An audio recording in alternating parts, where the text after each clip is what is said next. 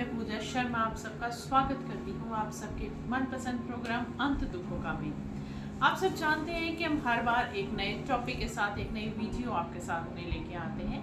हमारा आज का जो टॉपिक है वो वास्तु से रिलेटेड है। वो ये टॉपिक है कि हम अक्सर ये नोटिस करते हैं कि हम घर का जब वास्तु करवाते हैं, बाहर के एक्सटीरियर्स के बारे में तो हम ध्यान दे देते हैं, बट हमें अंदर उसके इंटीरियर में कौन सा कलर कॉम्बिनेशन होना चाहिए, किस तरीके से उसमें हमें कौन सी इम्प्रूवमेंट्स करनी चाहिए जिनसे हमें बेनिफिट्स मिले, या कौन सी ऐसी चीज़ें हैं कौन सी जगह पर नहीं रखी जाएं जिनसे हमें बहुत ज़्यादा नुकसान हो। इन चीज़ों के बारे में आज हमें जानकारी देने के लिए हमारे साथ स्टूडियो में मौजूद हैं आचार्य मुनीश शर्मा जी, जो कि कुंडली और वास्तु के विशेषज्ञ हैं। नमस्कार आचार्य जी। नमस्कार आचार्य जी, आप सबसे पहले हमारे दर्शकों को ये जानकारी दीजिए, जो घर के अंदर इंटीरियर्स हैं उनके जो कलर्स हैं वो हमारे लिए हमारी लाइफ में किस तरीके से महत्वपूर्ण रहते हैं, उसके बारे में प्लीज जरा जानकारी दर्शकों को दीजिए। नमस्कार। आज के टॉपिक के ऊपर जैसे चर्चा कर रहे हैं, आपको मैं आज बताऊंगा कि वास्तु के अंदर रंगों का चयन बहुत ही ज़्यादा इम्पोर्टेंट रोल प्ले करता है। अगर हमने गलती से घर के अंदर जिसको इंटीरियर बोलते हैं उसमें गलत रंगों का चयन कर लिया तो ये बहुत ज़्यादा खराबी क्रिएट कर देता है। मैंने मसलन कई घरों के अंदर ये प्रॉब्लम देखी है कि उन्होंने गलत जगह पे गलत कलर का चयन किया होता है, गलत रंगों का चयन किया होता है, जिसके कारण उनको बहुत ज़्यादा प्रॉब्लम्स को फेस करना पड़ता है। तो आज इसी के ऊपर मैं आपको थोड़ा सा एलेबोरेट करूँगा। आपने कभी भी इस चीज़ के बारे में कहीं से भी नहीं सुना होगा, तो मैं आपको ये बताना चाहूँगा कि आपको कौन सी ऐसे कलर्स हैं जो यूनिवर्सल कलर्स हैं जो आपके लिए बहुत ज़्यादा फ़ायदेमंद रहेंगे। पहले तो उसके बारे में चर्चा करूँगा। तो वो कलर्स जो आप अपने घर के अंदर कर सकते हैं बिना किसी से डिस्कशन किए हुए भी, तो वो कलर आप अपने पूरे घर को अगर वाइट कर लेते हैं तो सबसे उत्तम रहता है। इसके अलावा आप ऑफ वाइट कलर भी कर सकते हैं। ये एक यूनिवर्सल या ऐसा बोल सकते हैं कि ये एक ऐसा कलर है जो कि सफ़ेद रंग या फिर ऑफ वाइट, जिसको हम थोड़ा सा येलो टच पे जिसको चले जाता है, तो ये अगर कलर हमारे घर पे होता है तो वास्तु दोष कभी भी उत्पन्न नहीं हो पाता है। इसके अलावा कई बार मैंने देखा है कि लोगों ने क्या किया होता है, एक दीवार उन्होंने कोई और कलर की होती है और डार्क कलर की होती है, और बाकी के कलर जो हैं वो लाइट कलर का उन्होंने शेड दे रखा होता है। तो दर्शकों, कई बार हमने देखा है, ज़्यादातर मैंने उन घरों के ऊपर रिसर्च की है जिन घरों के अंदर, जैसे आज एग्जांपल के तौर पे आपको बताता हूँ, साउथ ईस्ट में अगर किसी ने ब्लू कलर करवा दिया अपने रूम में और एक दीवार बहुत ज़्यादा डार्क ब्लू करवा लिया और बाकी का लाइट ब्लू करवा लिया, तो उनके घरों में मैंने क्या देखा है कि उनके घरों में एक्सीडेंट्स बहुत ज़्यादा होते हैं, कोई ना कोई बीमार ज़रूर रहता है, पैसे का भी लॉस मैंने यहाँ पर देखा है। ऐसा क्यों होता है ये ज़रूर बताऊँगा, क्योंकि ये जो जोन होता है साउथ ईस्ट, जिसको हम अग्निकोण भी बोलते हैं, ये जोन जो होता है ये अग्नि का जोन है, और ब्लू कलर जो है ये पानी का रंग है।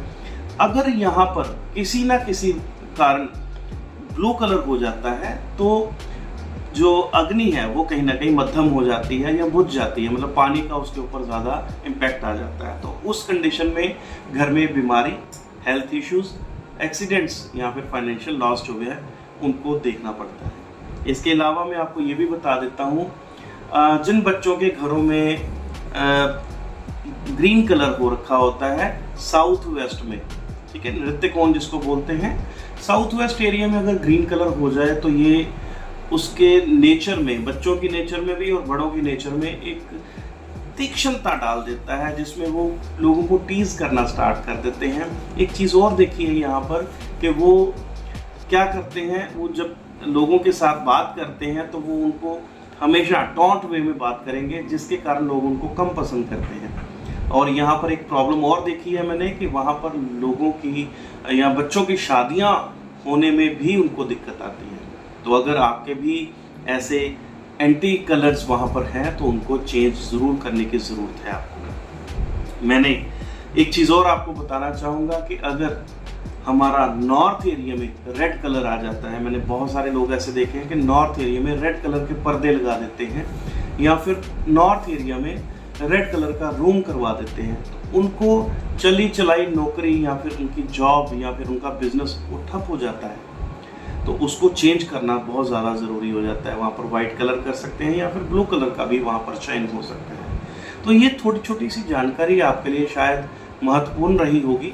मैं आपको यही बताना चाहता हूँ कि आप कभी भी आप घर के अंदर जब भी वाइट वॉश करवाते हो, अपने घर को रेनोवेट करवाते हो, घर के अंदर कोई भी सामग्री लेकर आते हो या फिर डेकोरेशन का कोई सामान लाते हो, तो उसका चयन करने से पहले कम से कम किसी ना किसी वास्तु विशेषज्ञ से आप परामर्श जरूर करें। इससे आपको ज़्यादा फायदा ही होगा, नुकसान कोई नहीं होगा, क्योंकि जितने पैसे आप उसके अंदर लगाने जा रहे हो, अगर आपने कंसल्ट करके वही पैसों को सही तरीके से लगाया तो वो आपके लिए नुकसान की जगह फायदा ही फायदा देगा।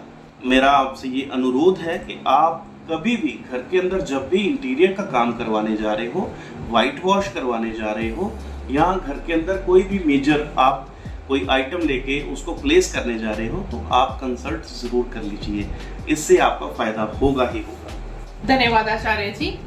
आशा करती हूँ कि आज जो जानकारी आचार्य जी ने हमें दी है घर के इंटीरियर्स को लेके कि हमें कौन सा कलर कौन सी जगह पर हमारे घर पे होना चाहिए, उसके हमें क्या फायदे हैं, और कौन सा नहीं होना चाहिए, उसके कौन से नुकसान हैं, ये जो जानकारी दी है आचार्य जी ने, ये आप सबके लिए बहुत ही महत्वपूर्ण रही होगी।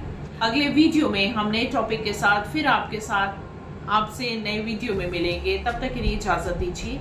लेकिन इसके साथ ही मैं एक चीज आप सबसे रिक्वेस्ट करना चाहूंगी कि हमारे इस चैनल को, हमारे वीडियो को सब्सक्राइब, लाइक और शेयर करना ना भूलिए। तब तक के लिए इजाजत दीजिए। अगले वीडियो में आपसे फिर मुलाकात करेंगे। नमस्कार।